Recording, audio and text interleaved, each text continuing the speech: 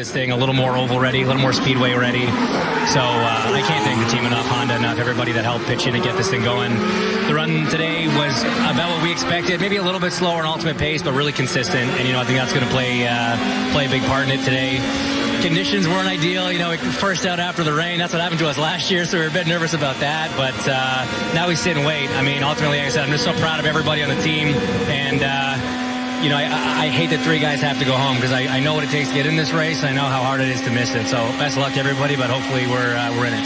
Thanks, Hinch. All right, as Fernando Alonso goes out, Racer.com's Robin Miller, our Robin Miller, has just reported, and Marty mentioned this, that they have McLaren made a deal with Andretti Technologies to put their damper program on these cars. So is that enough, the damper program for Andretti on McLaren to get it done? Townsend, we heard they got a setup sheet this morning from Roger Penske. After that, they got dampers from Andretti.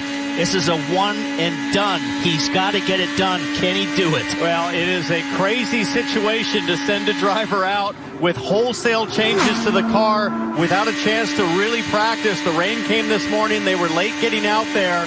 And I think for Fernando Alonso and McLaren, a bit of a break with Chilton having a pretty soft time there. Watching the handling on this car. It's a lot smoother than it has been, I'll tell you that.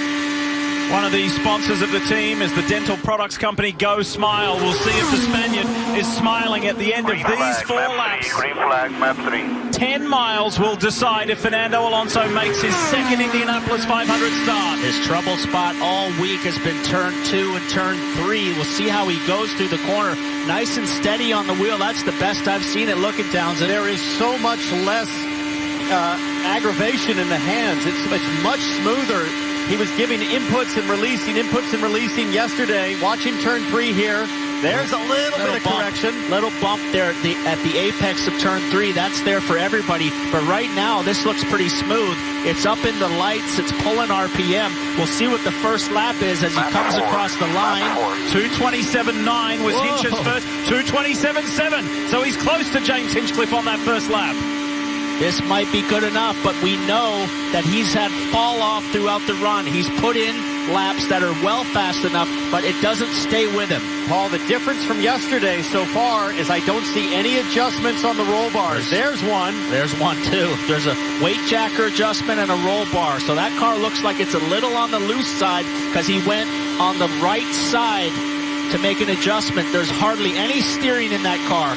You can see at the top of the steering wheel plus and minus, and he was pushing the plus sign, which means moving cross weight to the right front to try to help stabilize the car. It was a little too positive, as Paul said. Let's watch turn 1. Looks pretty good there. Lap 2, 2:27.2. Right now it's on. Half a mile an hour down on the first lap. That's his best 2 laps that he's put in so far. 3 and 4, he's got to hang on. Is it going to go loose? So we'll see if he makes an adjustment. Right now it's stable. No adjustments on the weight jacker. I saw his right thumb just start to go up and flirt with the idea of putting more weight jacker in, but he opted against it. Comes through turn 4. Little downshift there, down to 4th. There's some weight jacker. Now he's thinking about it. Maybe the car's getting looser and looser over the run. One to go for Fernando Alonso. 227.1 miles per hour. 225 through turn 1. Minimum speed, 225 through turn 2. That's good speed. We'll see what he pulls down the back straightaway. Does a shift to 6. There's a bit of a tailwind. The speed on the back straightaways, 235 miles an hour. If he makes it into this field, this will be a miraculous Alonso-style comeback that only a driver like Fernando Alonso could pull off. The 2-time Formula One world champion comes to the line to complete his one and only chance. 2:27.2, and that was an amazingly consistent run to go second quick.